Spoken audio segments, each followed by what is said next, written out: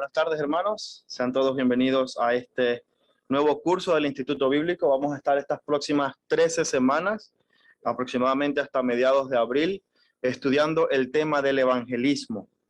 Y para dar introducción a este tema, quiero que leamos juntos el versículo que se encuentra en Mateo capítulo 28, versículos del 18 al 20.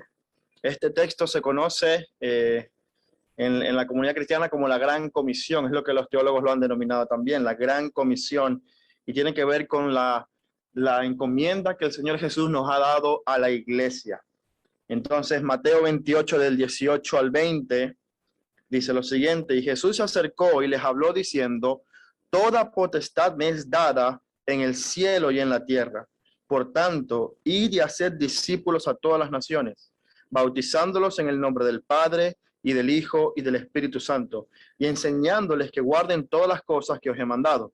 Y he aquí, yo estoy con vosotros todos los días hasta el fin del mundo. Y de eso se trata esta clase. Esta clase busca animarlos, exhortarlos, prepararlos y capacitarlos para que puedan ser hacedores de discípulos. Esta es el gran propósito de la iglesia, es proclamar el evangelio con el fin de hacer discípulos a personas de todas las naciones. Así que, ¿de qué manera lo vamos a hacer? Pues vamos a buscar en 2 de Timoteo, capítulo 3, versículos del 16 al 17. Si alguien lo tiene y lo puede leer. 2 de Timoteo, capítulo 3, 16 y 17. Esta es la manera en cómo nosotros vamos a prepararlos, capacitarlos y animarlos a que puedan ser hacedores de discípulos. Quien lo tiene puede leerlo, por favor. 3, 16 al 17.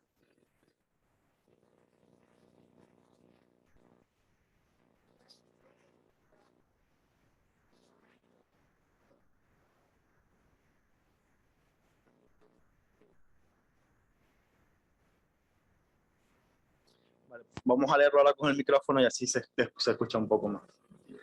2 de Timoteo 3, 16 al 17.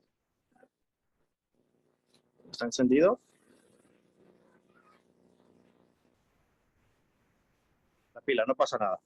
Bueno, lo leemos por acá, ¿vale? Dice: toda escritura es inspirada por Dios y útil para enseñar, para redarguir, para corregir, para instruir en justicia, a fin de que el hombre de Dios sea perfecto, enteramente preparado para toda buena obra. ¿De qué manera vamos a aprender a hacer discípulos? ¿Cuál es nuestro texto clave entonces? Toda la Biblia, porque toda la escritura es inspirada por Dios para prepararnos a nosotros a fin de que seamos perfectos y entrenados para toda buena obra.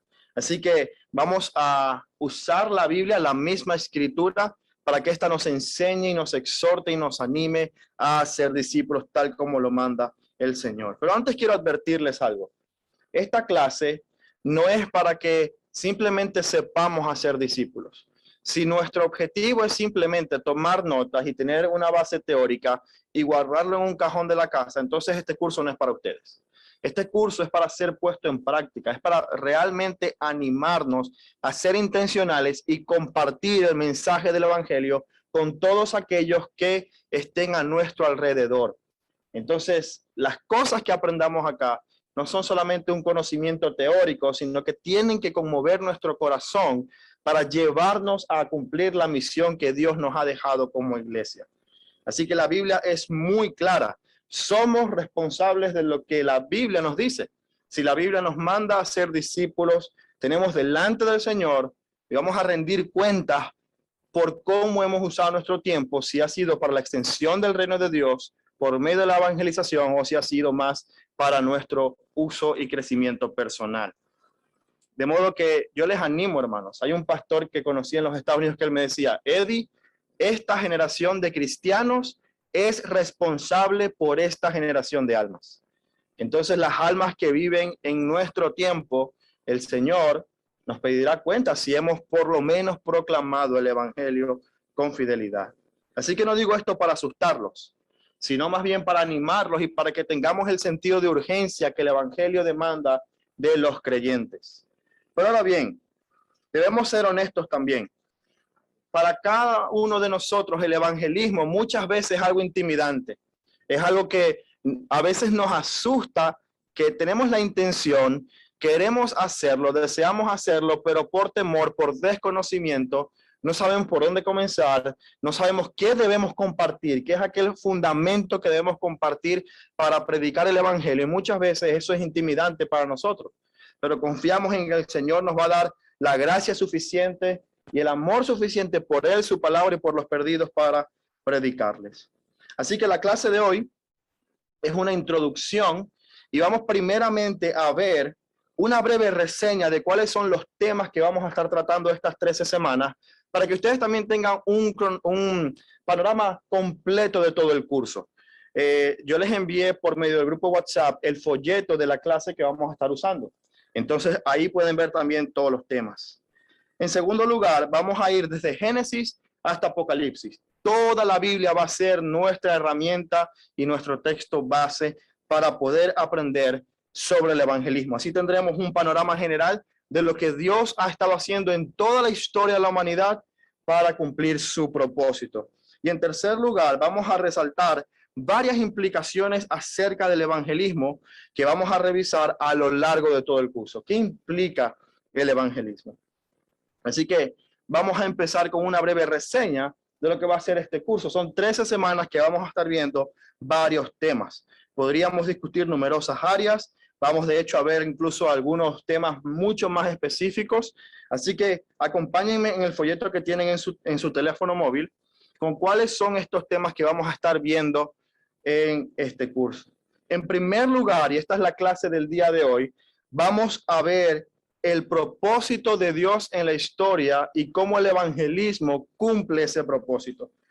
En segundo lugar, muchas veces nos preguntamos, ¿cuál es mi papel? ¿Cuál es mi rol en el evangelismo?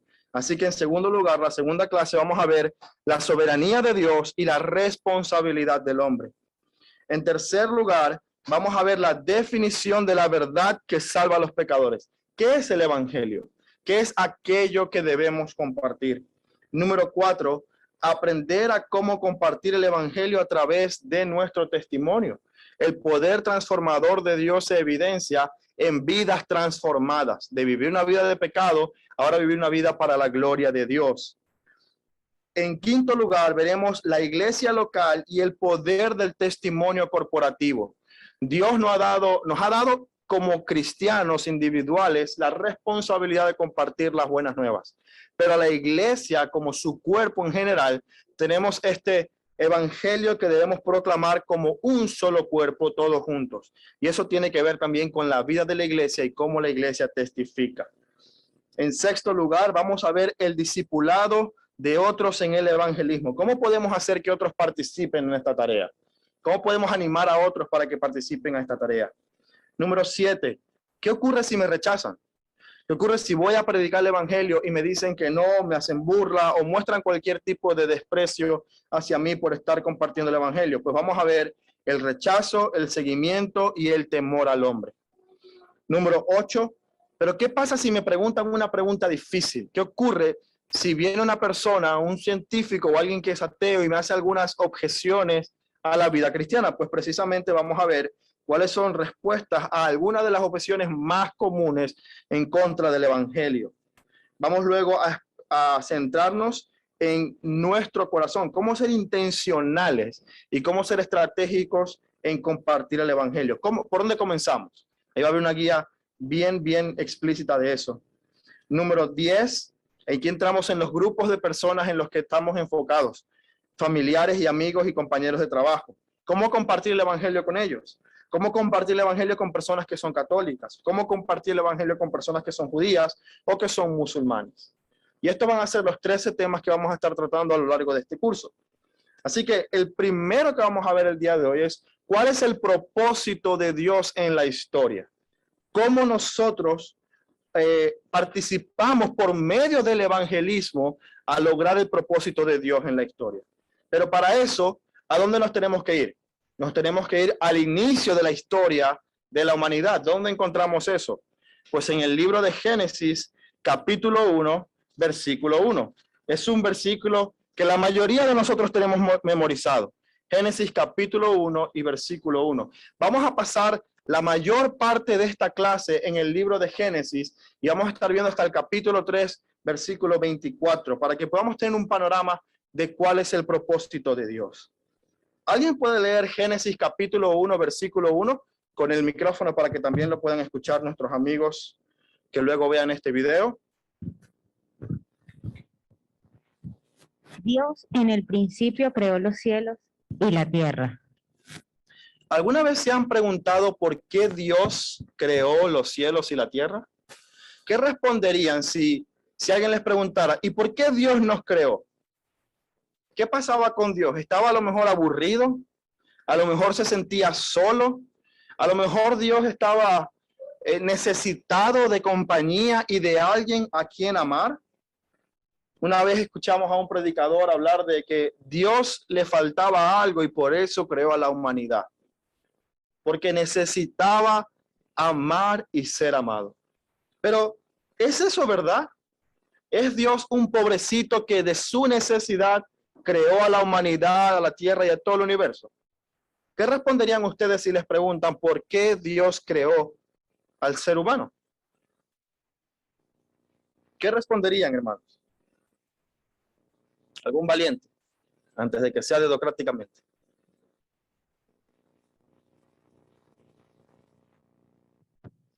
Creo que lo hemos comentado, bueno, lo han comentado varias veces en las prédicas o en el Instituto Bíblico, pero parte de lo que podemos entender, la razón por la que Dios nos crea es para que seamos nosotros quienes entendamos la grandeza del Señor. Exactamente, para conocer su amor más que por necesidad de ser amado.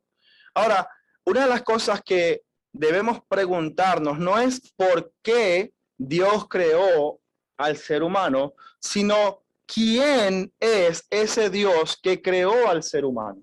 Porque para dar respuesta a esta pregunta, lo que necesitamos saber es quién es ese Dios. ¿Quién es ese Dios que nos creó? No tanto por qué, sino cuál es su característica, cuál es su deidad, en qué significa que Dios creó el universo cuando pensamos en sus atributos. ¿Qué atributos de Dios conocemos? ¿Cuál es el primero que se nos viene a la mente? Santidad, creador. ¿Qué más? Omnisciente, muy bien. Omnipresente y omnipotente, muy bien. ¿Qué más? Omnipotente, todopoderoso, muy bien. ¿Qué más? Misericordioso. Hay uno que está en la misma esencia de quién es Dios. Justo, misericordioso, eterno. Hay uno en específico que estoy esperando escuchar, es Dios es, muy bien, Dios es trino, hermana, 20 puntos. Dios es un Dios trino. ¿Y qué significa que Dios es trino?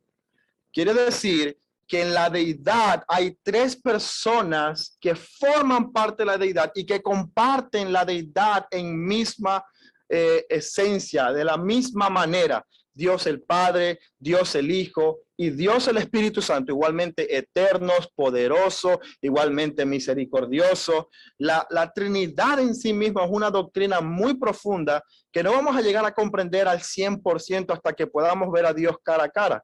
Pero la Escritura testifica de que Dios, antes de crear el universo, no estaba solo. El Padre ha amado eternamente al Hijo. El Hijo eternamente ha amado al Espíritu Santo. Y en la Trinidad, en el seno de la Trinidad de quién es Dios, lo que han compartido es un amor profundo, eterno y perfecto. De manera que Dios no se sentía solo. Dios no tenía ninguna necesidad. Dios no estaba aburrido. Porque Dios, en esa relación íntima que existe en la Trinidad, así como el Señor Jesucristo dijo, que ellos sean uno, así como tú y yo, Padre, somos uno, que se amen con ese mismo amor. Ese, en el seno de la Trinidad, es lo que, es característico del amor de Dios. Dios se ama a sí mismo en el sentido de que cada persona de la Trinidad comparte un amor perfecto. De manera que cuando pensamos en Dios como trino, eso responde que Dios no creó al ser humano simplemente porque estaba aburrido o simplemente porque necesitaba a alguien. La Biblia nos dice que Él es perfecto, que Él es completo, que Él no tiene necesidad ni de ser alabado por manos humanas, ni habita en templos humanos. Él no necesita absolutamente nada de nosotros. De manera que, así como dijo Alex, la razón por la que Dios nos creó tiene que ver mucho más con lo que Él quiere darnos que con lo que Él quiere recibir de nosotros. Ese amor perfecto que está en el seno de la Trinidad es el mismo amor que Dios quiere darnos a quienes somos su pueblo. Y esa es una razón increíble para meditar. Dios me creó para que yo pudiera experimentar su amor, su misericordia y su gracia. Él me creó para que pueda yo compartir y ser partícipe de su gloria, de su gloria. Por eso, cuando pensamos en que Dios creó al hombre y a la mujer, a los dos, a su imagen y semejanza, lo que nos está diciendo que en un sentido Dios nos creó para que seamos como Él, reflejando su gloria y sus atributos en la manera en cómo nos mandó a vivir. Así que vamos a leer rápidamente Génesis capítulo 1, versículo 26. 26 y 27. ¿Quién lo tiene?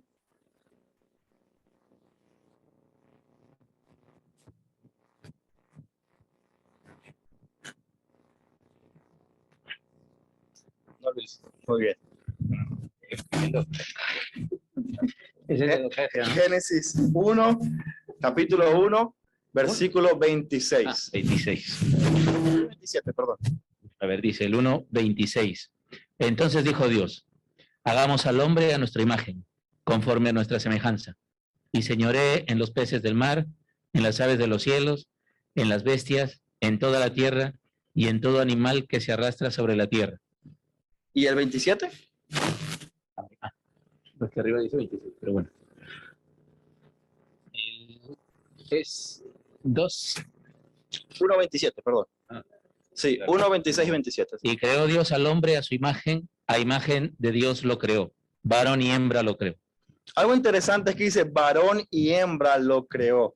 La mujer no queda fuera de la imagen de Dios, como muchos piensan que la Biblia es machista o defiende el patriarcado. De ninguna manera. Dios en el primer capítulo de la Biblia dice que tanto el hombre como la mujer son creados a la imagen de Dios. Los dos comparten lo que los teólogos llaman el imago Dei, la imagen de Dios impregnada en su misma esencia, para que nosotros compartamos con Dios su gloria, reflejándolo, y para que también compartamos el amor de Dios con otros semejantes nuestros, es decir, con otros seres humanos.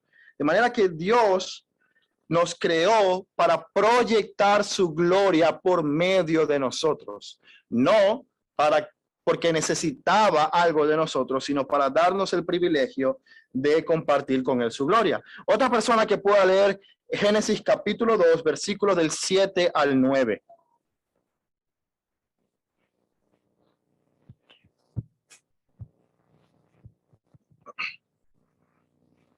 Entonces Jehová Dios formó al hombre del polvo de la tierra y sopló en su nariz aliento de vida, y fue el hombre un ser viviente.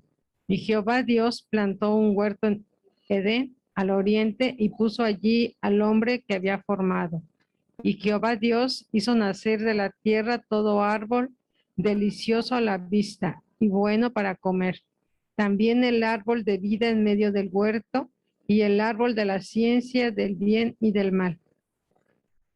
De manera que, fíjense, ¿qué le estaba diciendo Dios al ser humano por medio de estos versículos? ¿Qué nos dice acerca de Dios? Cómo Dios formó al ser humano, al huerto del Edén, y luego lo puso ahí y le dio una serie de instrucciones. ¿Qué es lo primero que vemos en estos versículos? Dios da vida, ¿ok? ¿Qué más? Establece su jerarquía. ¿Cómo? ¿Cómo hace eso? Sí. Exacto. Pero antes del mandato, ¿qué encontramos?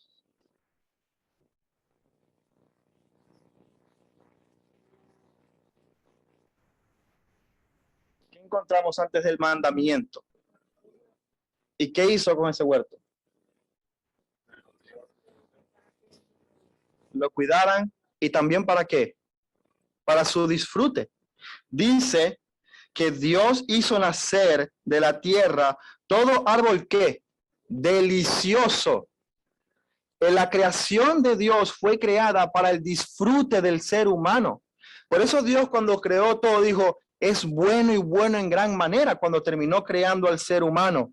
De manera que él creó todo árbol delicioso a la vista. ¿Y qué? Bueno, ¿para qué? Para comer. Yo les pregunto, ¿quién se pone triste cuando tiene que comer? ¿Quién se pone triste cuando le hacen un lomo salteado? Nadie. Nadie. ¿Quién se pone triste cuando le hacen unas carnitas? Nadie. Absolutamente nadie. Porque comer es un acto primeramente de necesidad. Pero yo les pregunto, ¿es un acto que es no placentero? No, en absoluto. Cuando comemos y comemos algo rico y algo delicioso, ¿qué experimentamos? Gozo, deleite, disfrute. De manera que lo primero que nos dice este versículo, que Dios, miren cómo Él no nos creó para quitar, nos creó para darnos de su bondad un sitio donde podíamos tener un disfrute perfecto y completo. Una comunión con Dios perfecta, pero también una creación que estaba diseñada por Dios para el deleite del ser humano. Y eso es algo maravilloso. Dios no nos creó para tomar de nosotros, sino que tomó más bien para que vivamos en libertad de disfrutar y deleitarnos en todo lo que Él había creado. Pero como también dijo muy bien Alex, no solamente nos dio esa libertad, mira, todo esto te lo he dado para que disfrutes, para que goces, para que te deleites en todo lo que yo he creado, y por medio de ese gozo me darás gloria a mí. Pero además de esa gran libertad que le dio al ser humano, ¿qué fue lo segundo que le dio? Un límite. Estableció un límite que le permitía al ser humano disfrutar plácidamente de todo lo que Dios había creado. Y este límite, esta restricción, es nuestra segunda observación. Dios es santo. La Biblia dice que Él es santo, santo, santo. Y eso no quiere decir que Dios es un Dios que no ama el placer. Por el contrario, Dios es un Dios que se deleita en sí mismo y se deleita también en su creación. Así que Dios creó esto, pero su santidad, además de que es una santidad en la que Él tiene gozo, es una santidad que también tiene límites. La libertad no puede ser descontrolada. Yo le pregunto a ustedes que conducen. Cuando usted conduce, ¿alguien le pone a usted un límite de a dónde usted puede ir? Si usted quiere ir a Francia, ¿usted tiene prohibiciones? No, sin el coronavirus. Pero sin pensar en eso, ¿usted tiene alguna prohibición si usted quiere ir a Francia? Si usted quiere ir a Portugal, si quiere ir a País Vasco, ninguna. Pero cuando usted está conduciendo, en esa libertad que usted tiene, usted también tiene límites. Usted también tiene restricciones. ¿Para qué? Para cuidar su propia vida en primer lugar y luego la de los demás. Dios les estableció una norma para que ellos pudieran deleitarse en la creación dando gloria a Dios, porque viviendo fuera de su gloria, lo único que causamos es daño y dolor, como veremos más adelante. Dios le da esa restricción al ser humano, primeramente para, como decía también por allí, establecer su jerarquía, pero también para proteger al ser humano de del pecado que todavía no conocían. Dios conocía lo que podía pasar si ellos se alejaban y desobedecían a Dios. Así que antes de avanzar, vamos a leer Génesis capítulo 2, versículo 25. ¿Quién lo tiene?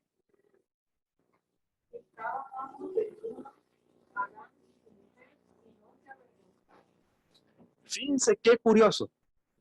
No se avergonzaba.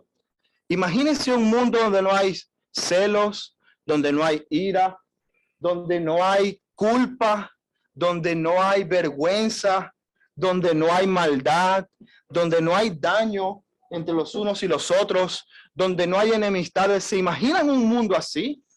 ¿A quién no le gustaría vivir en un mundo así? Donde no se conoce el dolor, la vergüenza, la maldad, el reproche. ¿Quién no quisiera vivir en un mundo así? Ese es el mundo en el que Adán y Eva fueron creados.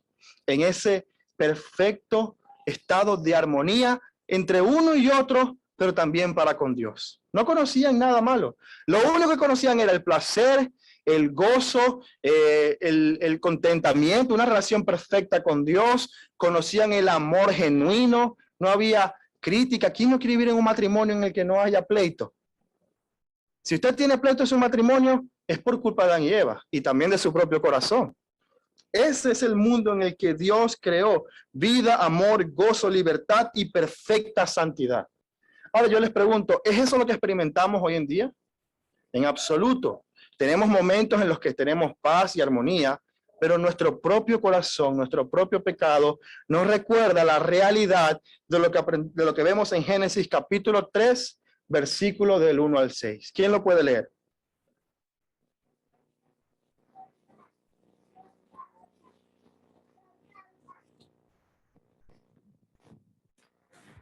La serpiente era más astuta que todos los animales del campo que Dios el Señor había hecho.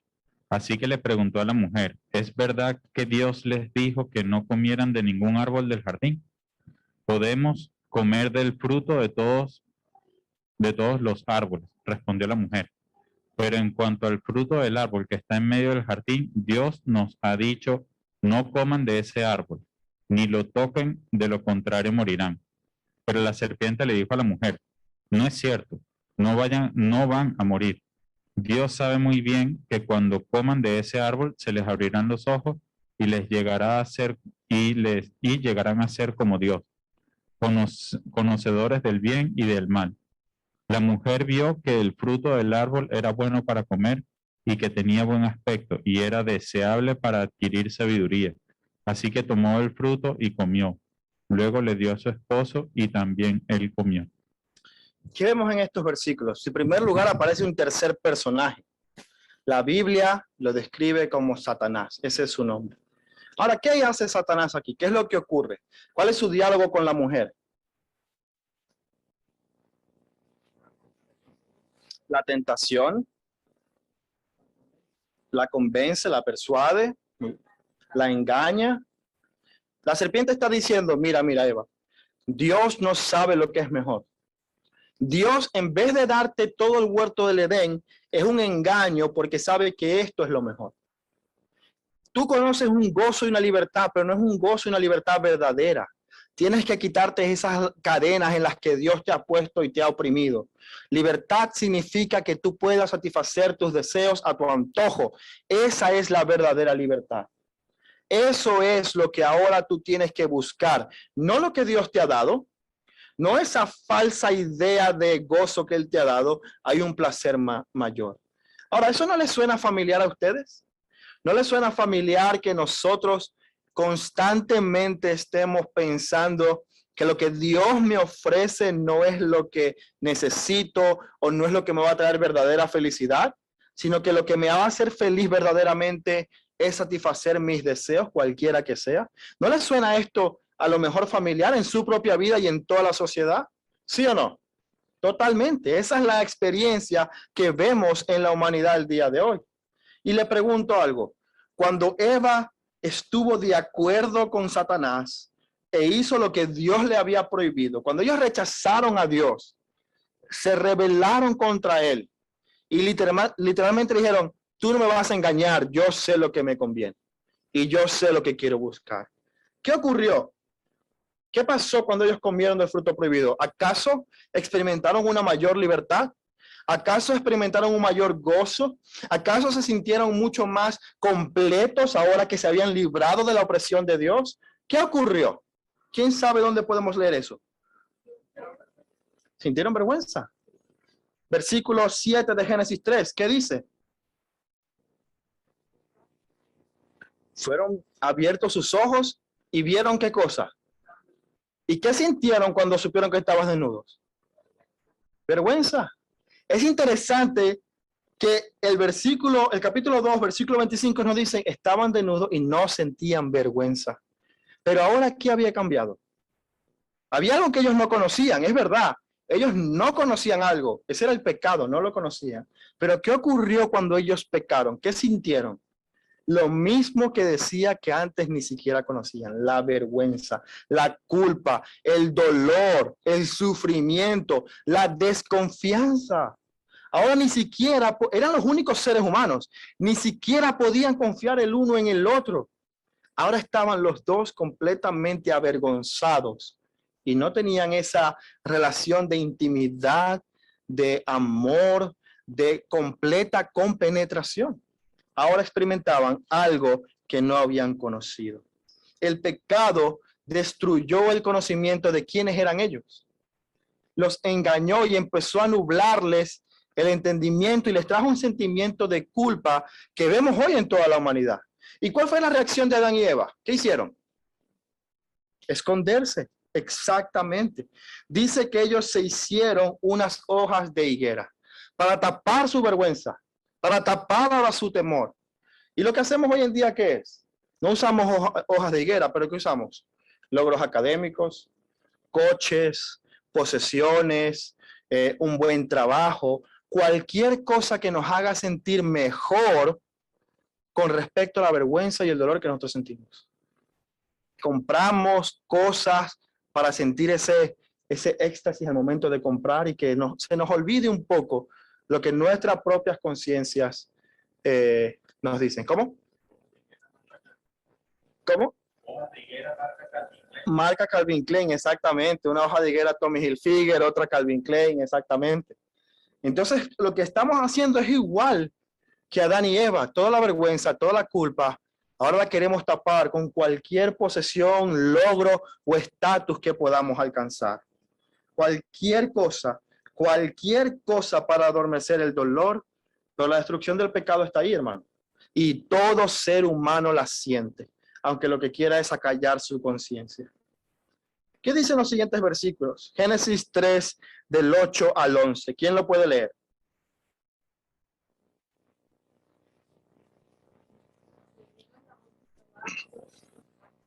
El micrófono. Vea, puede ser con el micrófono. Gracias. Y oyeron la voz de Jehová Dios que se paseaba en el huerto al aire del día. Y el hombre y su mujer se escondieron de la presencia de Jehová Dios entre los árboles del huerto. Ahora no solamente se tapaban el uno del otro. La hoja de higuera era para taparse el uno del otro. Pero además de taparse el uno del otro, ¿qué hicieron? Se escondieron de Dios. Sentían vergüenza entre ellos mismos, pero sentían culpabilidad y temor de Dios. Ahora yo les pregunto, ¿por qué creen ustedes que Dios les preguntó dónde estás? ¿Acaso Dios, que es omnisciente y todo lo sabe, por un momento tuvo Alzheimer y no supo dónde estaban? ¿Qué pasó allí? ¿Sí, Alex? Ok. Bueno, sí, ya Dios, ya al hacerse hojas de higuera y esconderse, ya sentían la culpa, ya se habían dado cuenta que algo había cambiado. ¿Qué estaba intentando hacer Dios allí con Adán y Eva? Más de que se dieran cuenta, ¿qué quería? ¿Qué piensan? Una confesión. Dios sabía que ellos habían pecado desde el momento, bueno, antes del momento que ellos lo hicieran, pero en el momento que pecaron, Dios no necesitaba una confesión, pero quería que ellos tuvieran que admitir su pecado. Él les dijo, ¿dónde estás? ¿Qué estás haciendo? ¿Por qué ya no estás en la libertad que yo te he dado? ¿Por qué ya no estás experimentando aquello para lo que yo creé el huerto? ¿Por qué el deleite, el gozo y la satisfacción plena ahora no es lo que tú experimentas, sino la vergüenza y el dolor? ¿Dónde estás? ¿Y cuál fue la respuesta de ellos? Pues estoy escondido porque tuve temor. El ser humano sabe que tiene que rendir cuentas, pero calla su conciencia. El ser humano distorsiona la verdad para no enfrentarse a la verdad. Hay filosofías, religiones, que así como la hoja de higuera tapa nuestra desnudez, las filosofías y las religiones intentan callar nuestras conciencias, que nos acusan delante de Dios. Y hermanos, esa es la misma pregunta que hace hoy en día a toda la humanidad el Señor. ¿Dónde estás? ¿Por qué no estás delante de mi presencia haciendo aquello para lo que yo te creé, disfrutando en mí y compartiendo mi gloria. ¿Dónde estás? A tus vecinos Dios les está preguntando, ¿dónde estás? ¿Por qué no estás a cuentas conmigo? ¿Por qué no estás disfrutando del gozo que yo te di? ¿Por qué no estás conociendo mi amor y mi gloria? ¿Y por qué estás viviendo de una manera contraria a lo que es tu propósito? ¿Dónde estás? Piensa en algún familiar, en algún vecino, algún compañero de trabajo. Y quiero que entiendas que Dios le está preguntando a esa persona, ¿dónde estás? Esto es algo muy, muy serio. Estas son personas reales. Adán y Eva no fueron una historia de ficción, es el inicio de la historia de la humanidad. Y Dios le pregunta, ¿dónde estás? Porque Dios sabe que lejos de su presencia, cuando caminamos fuera de su voluntad, lo único que nos queda es el infierno. Hermanos, por eso quiero que ustedes entiendan el sentido de urgencia que tiene esta clase. Porque esta clase no es simplemente para que conozcamos la historia ya. Ese amigo, ese familiar, ese vecino se está yendo al infierno. Y cuando Dios le pregunta dónde estás, eso es en esta vida, pero cuando llega el día de juicio, Dios no pregunta más dónde estás. Dios le dice dónde estará por la eternidad. Así que el tiempo de compartir el evangelio es hoy. Esta pregunta es parte del evangelismo. Así que finalmente, ¿qué hizo el pecado? Vamos a ver Génesis 3:12. ¿Qué otro efecto tuvo el pecado? ¿Qué pasó con la relación perfecta que tenían Adán y Eva?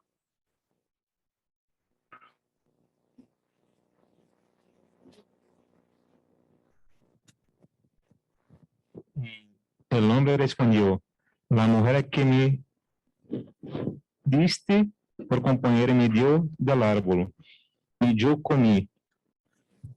¿Qué hizo el hombre cuando Dios le dijo, ¿quién te dijo que estabas desnudo? ¿Qué hizo?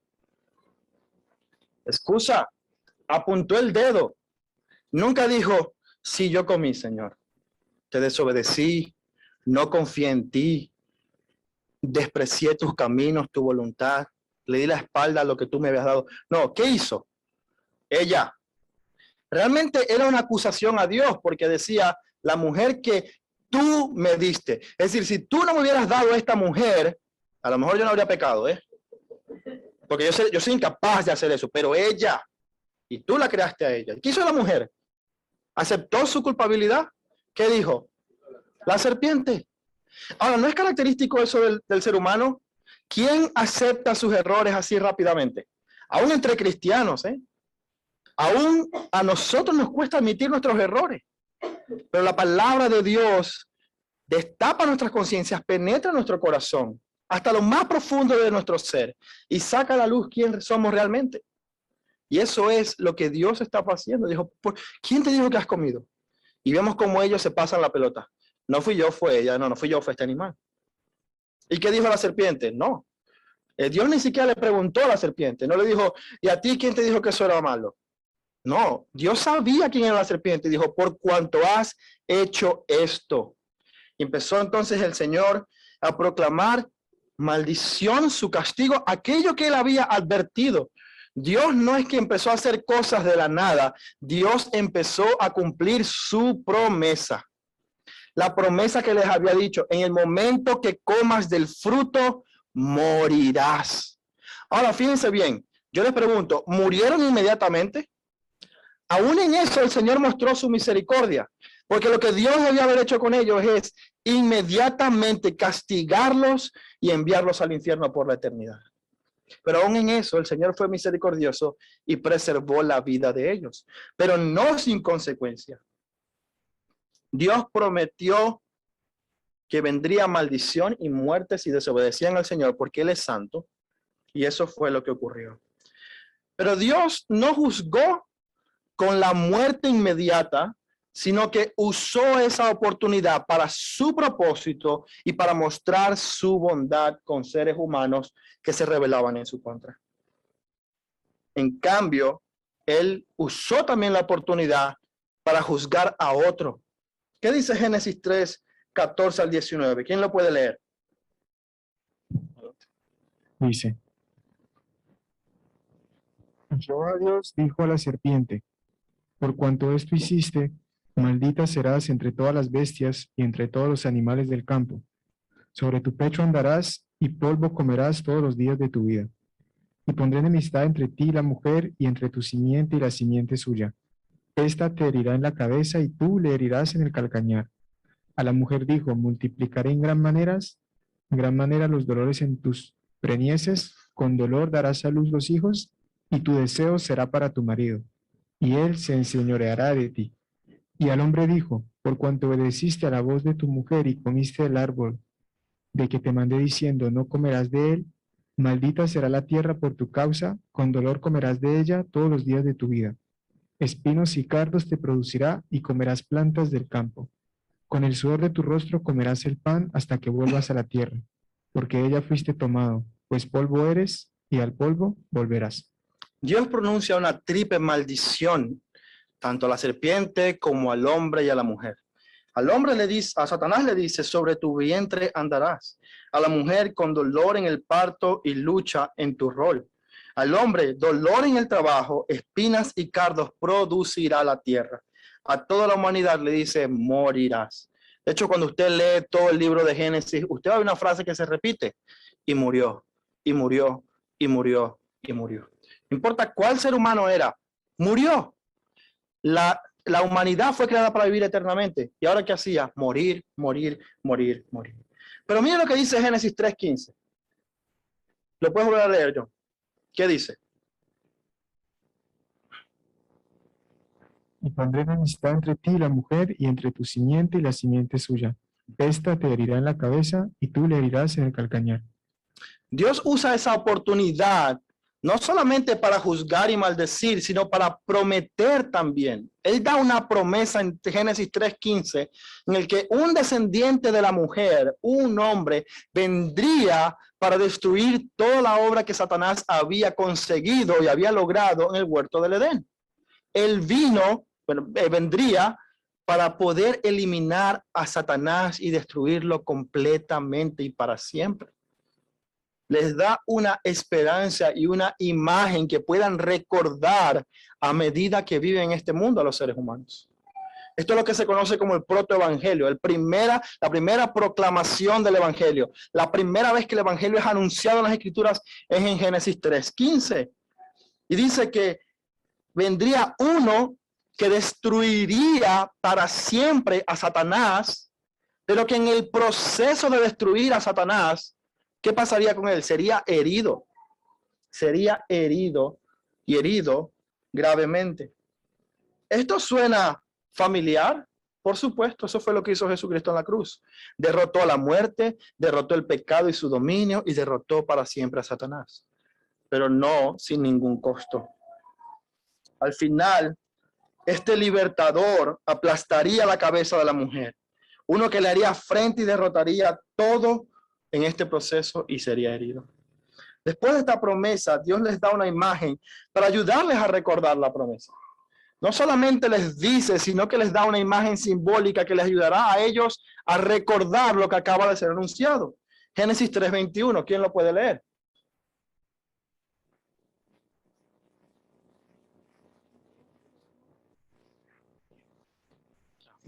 Dice: y Jehová Dios hizo al hombre y a su mujer túnicas de pieles y los vistió. Ahora, una pregunta. ¿Qué les hizo? Túnicas de pieles. Ellos estaban intentando cubrir su vergüenza. Estaban intentando cubrir su desnudez delante del uno y del otro y delante de Dios. Y Dios sabía que cualquier esfuerzo humano para cubrirse, para justificarse, era completamente inútil. ¿Qué hizo Dios? Les dio unas túnicas de pieles. Ahora, para tener una túnica de piel, ¿qué hay que hacer primero? Matar el animal. Hay que sacrificar y sangre tiene que ser derramada de un inocente que no pecó, que no hizo nada malo y fue sacrificado para que con su piel la vergüenza, la culpabilidad de estos dos seres humanos fuese cubierta. ¿A qué nos recuerda eso? A Jesús. Él fue sacrificado, se sacrificó a sí mismo para cubrir nuestro pecado, nuestra vergüenza, para cubrir la culpabilidad y limpiar nuestras conciencias delante de Dios. Cualquier esfuerzo humano para usar hojas de higuera es inútil. No podemos justificarnos a nosotros mismos. No podemos decir, bueno, con esto yo taparé mi vergüenza, mejoraré mi situación y delante de Dios me presentaré limpio. No, Dios tiene que hacerlo por nosotros. Y esta es una imagen simbólica que nos recuerda que lo que hará esa simiente de la mujer, lo que va a hacer es precisamente ser herido para cubrir nuestra vergüenza y acabar con Satanás. En Génesis 3:24 llegamos al final del capítulo 3. Dios expulsa a Adán y Eva. ¿Y qué coloca en la entrada del huerto? Querubines. ¿Pero querubines solos? Eran querubines guardianes con espada que iban a hacer lo que fuese necesario con esa espada para evitar que el ser humano entrara otra vez a la presencia de Dios, porque no era digno. Ahora, una pregunta. Adán y Eva quedan ahora fuera del Edén y con muchas dudas. ¿Quién será la simiente de la mujer? De hecho, a lo mejor Adán y Eva pensaron que era o Caín o Abel, porque inmediatamente se nos narra que tuvieron hijos. ¿Será este la simiente mía que va ahora a derrotar a Satanás? ¿Será el otro hijo que tuvimos cuando murió Abel? ¿Será alguno de sus descendientes? ¿Será algún nieto? ¿Quién es esta simiente de la mujer? ¿Cómo será? ¿Cómo puedo saber? ¿Cómo puedo reconocer quién es este hombre que vendrá para remediar nuestra situación? El resto del Antiguo Testamento responde a esa pregunta. Nos dice cómo, dónde y cuáles serán las características de ese Salvador. Y el Antiguo Testamento pretende entonces responder a esa pregunta. Hubo de hecho un hombre llamado Noé. ¿Sabe qué significa Noé? Significa descanso. ¿Será que Noé iba a ser ese descanso para la humanidad? ¿Será que este Noé iba a ser aquel que iba a darnos por fin esta reconciliación con Dios? Bueno, no de forma definitiva. Él hizo algo que temporalmente dio a la humanidad otro símbolo de la salvación que vendría con ese libertador. Él hizo un arca y Dios prometió que aquel que estuviera en esa arca sería salvado del juicio. Luego del diluvio, la rebelión del hombre continuó. ¿Y qué hizo? Construyó una torre para glorificarse a sí mismo, para alcanzar el cielo y para hacerse eterno, como lo habían experimentado en el huerto del Edén. Ahora lo intentaban hacer por cualquier otro medio. ¿Y qué hizo Dios? Los juzgó y los confundió y sin dirección, sin hablar el mismo idioma, fueron dispersados. En medio de esa dispersión que hizo Dios, llamó a un hombre llamado Abraham y le prometió que por medio de él bendeciría a todas las familias de la tierra. Fíjense cómo en cada momento de la historia, a pesar de que la rebelión del ser humano crea tragedia, crea dolor, Dios aprovecha esos momentos, algunos para juzgar y otros para recordar la promesa que él ha hecho a la humanidad. Dios levantó a otro de los grandes profetas, Moisés. La mayor liberación que Dios hizo con su pueblo, incluso cruzaron el mar Rojo, absolutamente toda clase de milagros, de cuidados del Señor, para recordarles que Él era su Salvador y enviaría a uno que acabaría con el pecado. En el transcurso de toda la historia del pueblo de Israel, vemos una constante rebelión en contra de Dios. En 1 Samuel dijeron, danos un rey para que seamos como las otras naciones. Me asustó. Amén. Hasta los globos dicen amén. Las piedras hablarán. No, mentira, eso no es lo que está diciendo. Pero en todo momento, la rebelión del pueblo de Israel se manifestó. Danos un rey para que seamos como las otras naciones. Y Dios le dio el deseo de su corazón. Un rey como el de las otras naciones, un rey malvado. Y aún ahí, en medio de su rebelión, él prometió, bueno, yo les voy a dar un rey conforme a mi corazón, un rey que va a ser de linaje de David, un rey que va a ser eterno, que juzgará con justicia y que los pastoreará. Y básicamente esa es toda la historia del Antiguo Testamento, que nos muestra cuáles son estas características del Salvador. Nacerá de una virgen en Belén, hará muchas proezas y milagros, dará vista a los ciegos, enderezará la caña rota y además de eso será un siervo sufriente. Alguien que sufrirá tremendamente para quitar nuestro dolor, nuestra enfermedad y absolutamente todo padecimiento. ¿No le suena eso a Génesis 3:15? Aquel que aplastaría, pero que sufriría un gran dolor en el proceso de hacerlo. Totalmente. ¿Dónde está nuestro Salvador? ¿Dónde está el nacido de una mujer virgen? ¿Dónde está el nacido de Abraham? Aquel rey del linaje de David. ¿Dónde está nuestro sacerdote y nuestro último cordero pascual? De modo que en la plenitud de los tiempos, Dios envió a su Hijo, a Jesucristo, que cumplió con absolutamente todas esas marcas del Salvador. Así fue. Llegó el momento. Llegó Jesús, sacrificó su vida, logró el propósito de Dios, restauró para sí un pueblo. Pero fue fácil. No experimentó rechazo, no experimentó repudio, no experimentó incluso falso testimonio en su contra. No le acusaron, no le llamaron demonio. No hicieron todo tipo de injurias. No lo crucificaron en la cruz. Jesús, el Santo Hijo de Dios, fue abandonado por aquellos a quien vino a salvar. Fíjense esto. Dios creó absolutamente todo. Siempre me ha llamado la atención que el mismo árbol que Dios había creado fue utilizado para hacer la cruz en la que fue colgado. De su propia creación tomaron para matarlo. ¿Qué pasó cuando Jesús murió en la cruz? Mateo 27:51. ¿Quién lo puede leer? Y otra persona que lea Éxodo 26:31. Mateo 27:51 y Éxodo 26:31. ¿Qué dice Mateo? 51, ¿verdad? Mateo 27:51. Y he aquí el velo del templo se rasgó en dos, de arriba abajo, y la tierra tembló y las rocas se partieron. ¿Quién puede leer Éxodo 26:31?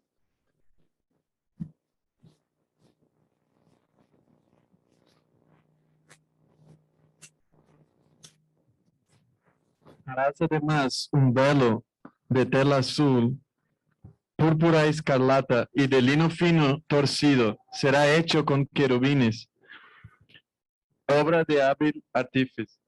¿Qué había en el velo? ¿Qué imagen había? ¿Qué había? Querubines. ¿Qué puso Dios en el huerto del Edén para que fuese guardado y el hombre no entrara? Querubines. De una manera simbólica, el velo se rasgó. El velo estaba allí para que el ser humano no entrara a la presencia de Dios. Le fue negado acceso al Edén, le fue negado acceso a la presencia de Dios en el tabernáculo y en el templo. Pero cuando Jesucristo murió en la cruz, ¿qué ocurrió con el templo y qué ocurrió con el velo? ¿Y qué ocurrió con los querubines que estaban en el velo? Fueron completamente rasgados.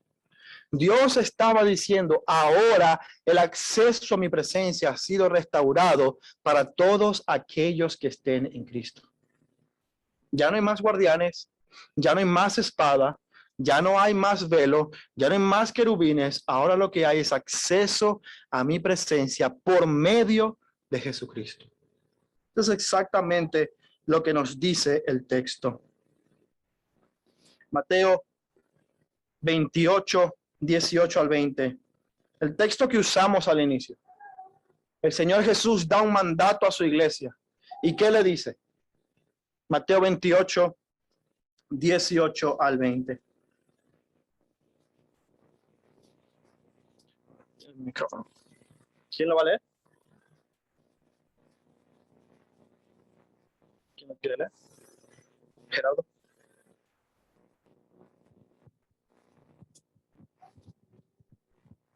Y Jesús se acercó y les habló diciendo, toda potestad me es dada en el cielo y en la tierra. Por tanto, id y haced discípulos a todas las naciones, bautizándolos en el nombre del Padre y del Hijo y del Espíritu Santo, enseñándoles que guarden todas las cosas que os he mandado, y he aquí, yo estoy con vosotros todos los días hasta el fin del mundo. Amén. Amén. Después de esto, en el libro de Hechos vemos Hechos capítulo 1, versículo 8. Y recibiréis poder cuando venga sobre vosotros el Espíritu Santo. Y me seréis testigos en toda la tierra, en todo lugar, en todo sitio, a toda nación. Es casi un paralelo de lo que encontramos en Mateo con lo que vemos en Hechos capítulo 1, versículo 8. 10 días después encontramos el Pentecostés, donde los discípulos fueron llenados del Espíritu Santo y de su poder para luego testificar hasta lo último de la tierra. Hasta España llegó el Evangelio por medio de Pablo. En todo lugar fueron fieles a proclamar el Evangelio y a afirmar el reinado de Jesucristo sobre todo el universo. Aquel que había aplastado a la serpiente ya había venido y había consumado su obra para siempre. Y mientras compartían el Evangelio, ellos esperaban la vuelta del Señor Jesucristo, quien vendría a juzgar a los vivos y a los muertos. ¿Qué encontramos en Apocalipsis? ¿Qué encontramos en Apocalipsis 19 del 11 al 16? Vamos a leerlo juntos. Apocalipsis capítulo 19, versículo del 11 al 16.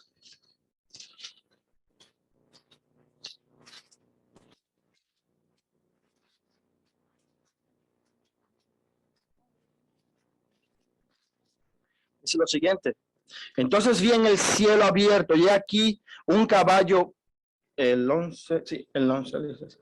caballo blanco, y el que lo montaba se llamaba Fiel y Verdadero, y con justicia juzga y pelea. Sus ojos eran como llama de fuego, y había en su cabeza muchas diademas, y tenía un nombre escrito que ninguno conocía sino él mismo. Estaba vestido de una ropa teñida de sangre, y su nombre es el Verbo de Dios.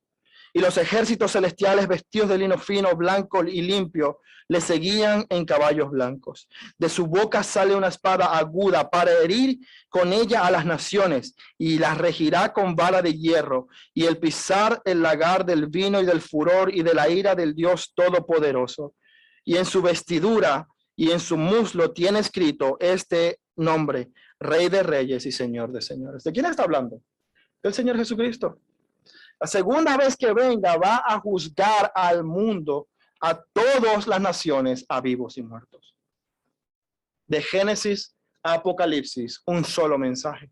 De Génesis a Apocalipsis, proclamando quién es el Rey eterno, quién vendrá y quién de hecho ya vino para aplastar a la serpiente, para recuperar aquello que se había perdido. De modo que tenemos este mismo mandato que tuvo la iglesia primitiva y que tiene la iglesia en toda su historia. Proclamar el mismo evangelio y el mismo juicio que Dios pronunciará cuando se cumpla el tiempo que proclamó la iglesia antes de nosotros, que proclamó la iglesia primitiva. ¿Puedes ver dónde terminamos? Cuando leemos Génesis 21, 22, vemos entonces la nueva creación. Una ciudad donde no habrá más llanto, no habrá muerte, no habrá dolor. Lo que experimentaremos es un gozo perfecto. No necesitaremos electricidad, porque la gloria de Dios y del Cordero serán los luminares. ¿Dónde entramos ahora? A una ciudad celestial perfecta. ¿No nos recuerda eso al Edén inicial? ¿No nos recuerda eso a lo que Dios creó inicialmente y quería para el ser humano? Y al final, cuando se cumpla el tiempo, estaremos nuevamente en el Edén de Dios. En ese lugar donde compartiremos con Él su gloria y experimentaremos su amor para siempre. Así que, de Génesis a Apocalipsis, el propósito de Dios para la humanidad es dar de su amor, de lo que Él quiere. Hay algunas cosas que debemos recordar. En su folleto lo tienen. En primer lugar, el propósito de la historia es dar gloria a Dios. El propósito de la historia es dar gloria a Dios. ¿Alguien puede buscar Isaías 43:7?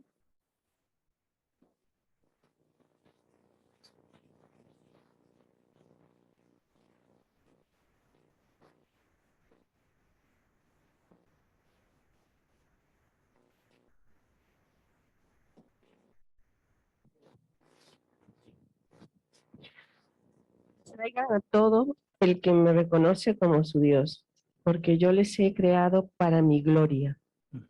Fui yo quien los formé. El propósito de la historia es dar gloria a Dios. Él creó a la humanidad para que me reconozcan como su Dios. Y al final de los tiempos es lo que va a ocurrir. En segundo lugar, Dios es el evangelista. Él es quien se deleita en salvar a los pecadores. ¿Quién puede leer Lucas 19:10?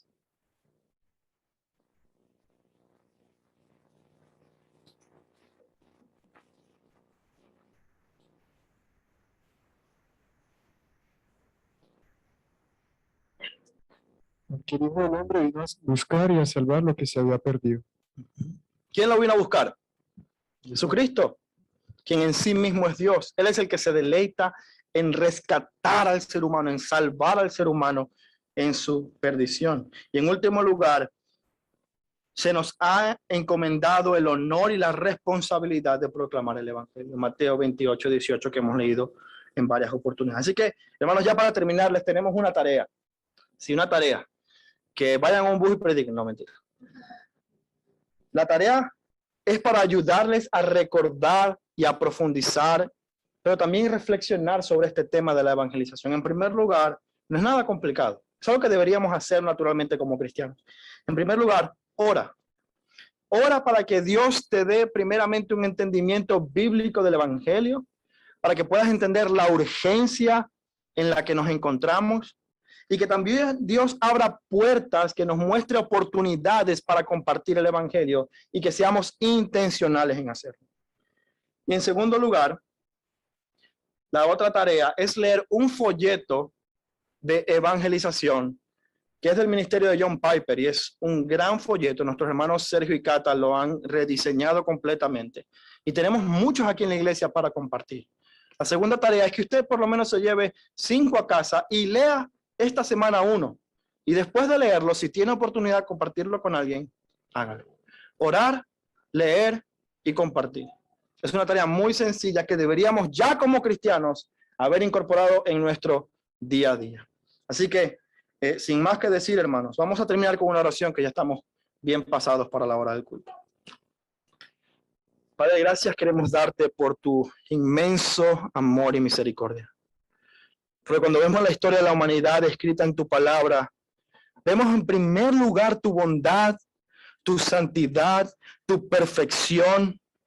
Y también hemos visto cómo nos has creado para tu gloria, para la alabanza de tu nombre, para que encontremos deleite y satisfacción plena en tus obras, al darnos una libertad perfecta en el huerto del Edén.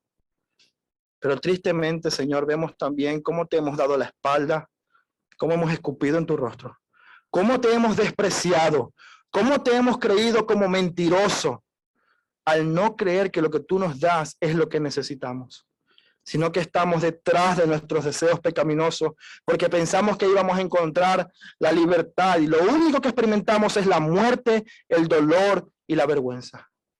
Pero gloria te damos, porque Padre, tú enviaste a tu Hijo Jesucristo, esa simiente de la mujer, esa simiente de Abraham, ese rey del linaje de David, que vino a ser tu siervo sufriente para tomar sobre sí nuestro dolor, nuestra culpa y darnos su justicia a nosotros. Ahora te rogamos que podamos compartir esta gran verdad con aquellas personas que no te conocen. Danos ese sentido de urgencia y responsabilidad al entender la realidad del infierno y de la muerte eterna que experimentarán quienes no están en Cristo. Padre, haz esto porque queremos vivir para tu gloria y que tu nombre sea proclamado en todas las naciones. En Cristo Jesús oramos. Amén.